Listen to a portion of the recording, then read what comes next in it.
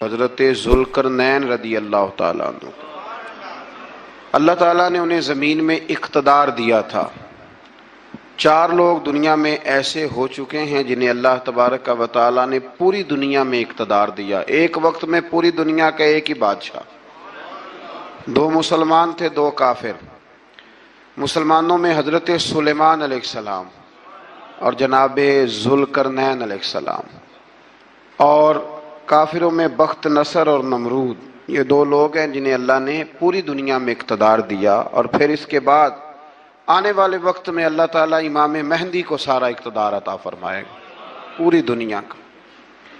حضرت ذوالقرنین کے بارے میں 2 روایات ہیں، ایک تو یہ ہے کہ وہ نبی تھے اور ایک یہ ہے کہ نہیں وہ ولی تھے، لیکن مجھے حضرت مولا علی شیر خدا رضی اللہ تعالیٰ عنہ کا قول ملا ہے جس میں آپ نے فرمایا ہے کہ نہیں وہ نبی نہیں تھے، تو اس لیے میرا نظریہ یہی ہے کہ وہ اللہ کے ایک نیک بندے تھے۔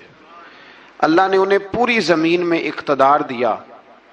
وہ ایک مہم پہ نکلے، ان کا ارادہ بنا کہ میں ذرا دنیا کا چکر لگاؤں، تو انہوں نے سفر شروع کیا کہ میں دیکھوں ذرا سورج غروب کہاں ہوتا ہے۔ تو فرماتے میں پہنچا، بڑا گیا، لیکن میں اس مقام تک پہنچ گیا جہاں سورج غروب ہوتا ہے، تو پھر میں نے دیکھا کہ ایک سیاہ کنواں ہے جس کے اندر جا کے وہ چھپ گیا ہے، لیکن رب کریم کی اس حقیقت تک میں پہنچ سکا نہیں۔ پھر آپ فرماتے ہیں کہ میں آگے نکلا تو مجھے ایک قوم کے بارے میں بتلایا گیا جو بڑی خونخوار قوم تھی، بڑی خونخوار، اس کو یاجوج اور ماجوج کہا جاتا ہے۔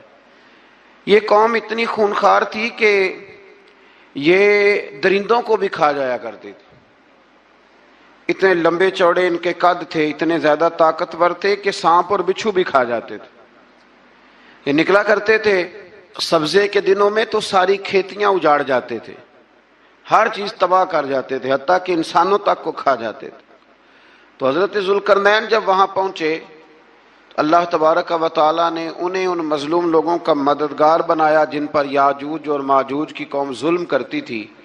انہوں نے آپ سے کہا کہ حضور مہربانی فرمائیں، اس قوم سے تو ہماری جان چھڑائیں۔ آپ نے فرمایا تم میری مدد کرو۔ انہوں نے کہا حضور کس طرح؟ فرمایا بس جسمانی طور پر میری مدد کرو۔ تو آپ نے پھر وہاں ایک دیوار بنائی، ایک دیوار، لوہا کاٹ کر، سیسا پگھلا کر، پتھر ڈال کر ایک بڑی موٹی تازی دیوار بنائی، اور اتنی اونچی بنائی، اور پھر اس کے چاروں جانب آگ جلائی تاکہ وہ لوہا اس طرح پگھل جائے کہ وہ دیواروں کے ساتھ چپک جائے، تاکہ کوئی آدمی پیر رکھنا چاہے تو پیر رکھ کے اس پہ چڑھ نہ سکے۔ آپ نے وہ دیوار بنائی۔ اب اس قوم کا حال یہ ہوا کہ وہ اس کے اندر قید ہیں، وہ صبح جب اٹھتے ہیں تو اس کو توڑنا شروع کرتے ہیں، توڑتے رہتے ہیں، تو جب شام ہوتی ہے تو ان میں سے ہر روز ایک شخص کہتا ہے اتنی رہنے دو، باقی کل کریں گے۔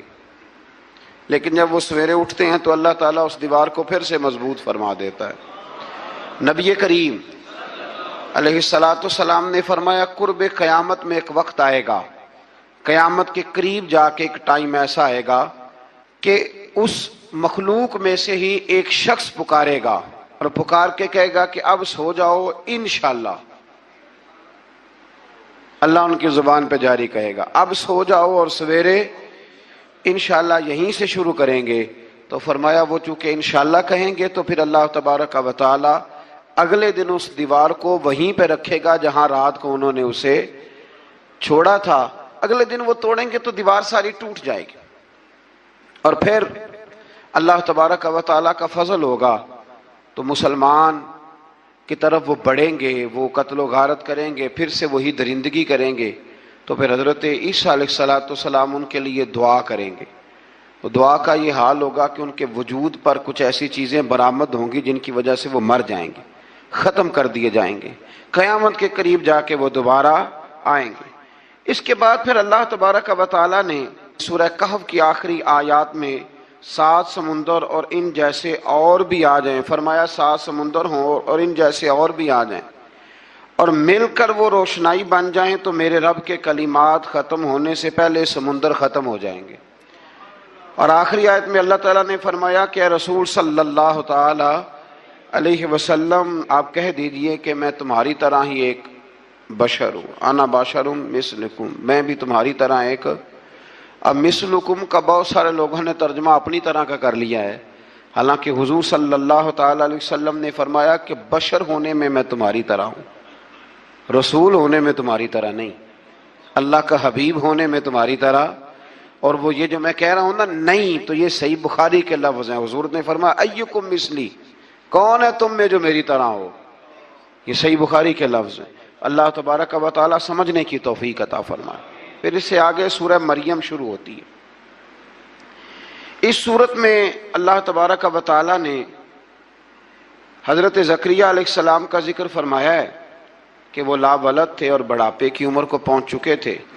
انہوں نے اللہ تعالیٰ سے اولاد کی دعا کی جو ان کا اور آل یعقوب کا وارث ہو، تو اللہ تعالیٰ نے انہیں بیٹے کی بشارت عطا فرمائی جس کا نام انہوں نے یحییٰ رکھا، بلکہ یہ نام انہوں نے پہلے سے رکھ لیا تھا، یہ یحییٰ نام انہوں نے پہلے سے رکھ لیا تھا۔ مجھے اب لوگ کس سینس میں مسئلہ پوچھتے ہیں یہ نہیں مجھے بتا، لیکن مجھ سے ایک دوست نے کچھ دن پہلے پوچھا کہ پیدائش سے پہلے بچے کا نام رکھنا جائز ہے، تو میں نے انہیں کہا کہ ہاں، آپ سورہ مریم پڑھیں گے تو آپ کو اندازہ ہوگا کہ حضرت زکریا نے بیٹے کا نام پہلے ہی رکھ دیا تھا، کیونکہ انہیں یقین کامل تھا کہ رب کریم مجھے بیٹا ہی عطا فرمائے گا۔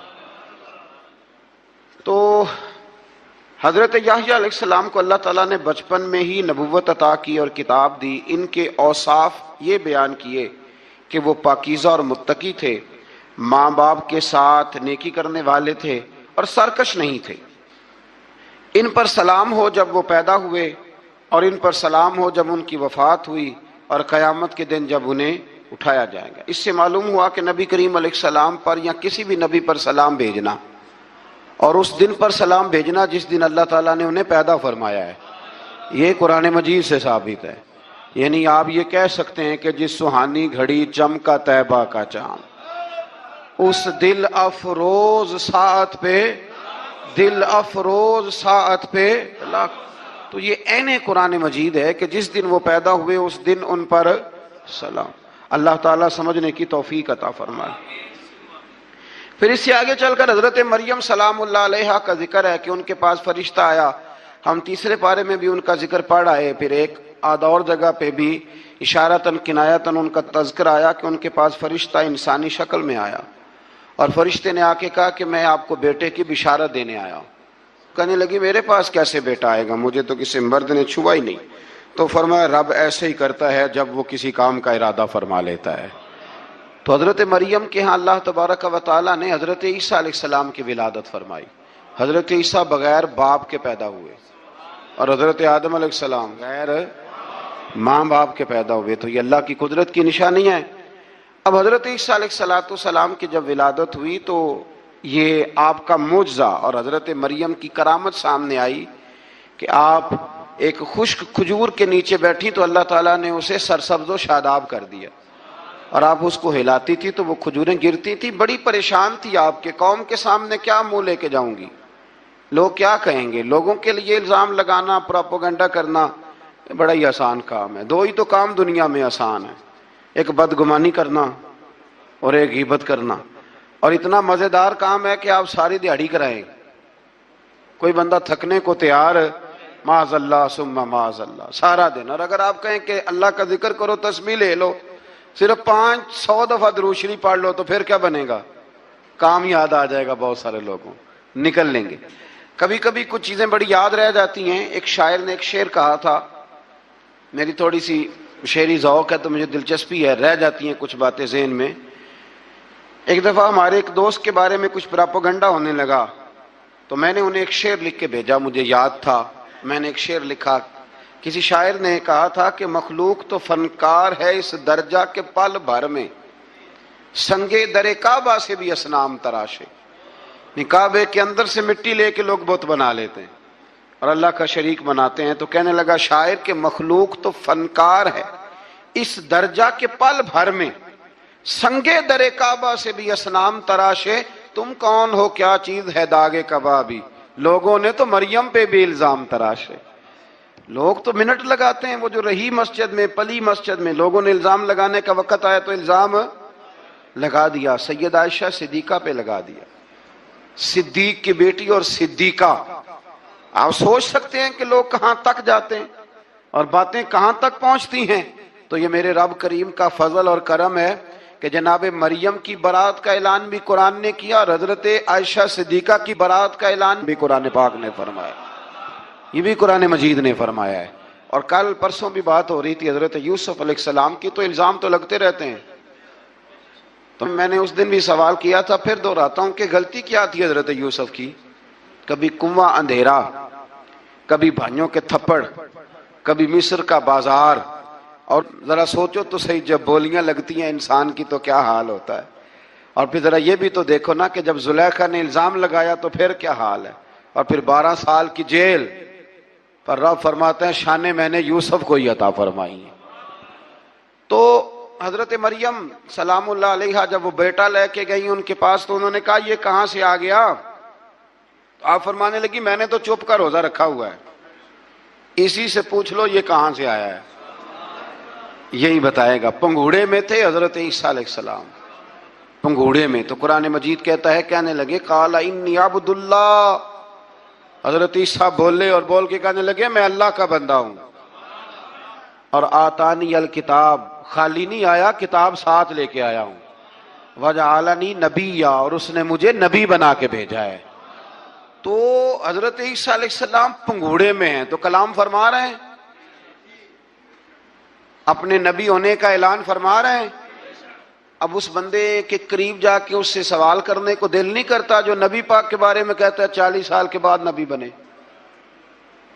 یہاں پنگوڑے میں حضرت عیسیٰ کلام کریں، پنگوڑے میں، اور وہ پنگوڑے میں کہے میں نبی ہوں، اور تو اپنے رسول کے بارے میں یہ کہے کہ بکریاں چرا رہے تھے تو معاذ اللہ انہیں پتہ ہی نہیں تھا کہ میں نبی بن جاؤں گا۔ ایسی کوئی بات نہیں۔ اعلیٰ حضرت فرماتے ہیں اللہ اللہ وہ بچپنے کی پھبن، یعنی بچپن میں بھی رنگ ڈھنگ نرالے تھے میرے رسول کے۔ اللہ اللہ وہ بچپنے کی پھبن، اس خدا بھاتی صورت پہ لاکھوں سلام، اس خدا بھاتی صورت پہ۔ اور مرحوم اعظم چشتی نے بھی ایک جملہ بڑا خوبصورت کہا، اس نے کہا تیری حیات پاک کا ہر لمحہ پیغمبر لگے، تیری حیات پاک کا ہر لمحہ پیغمبر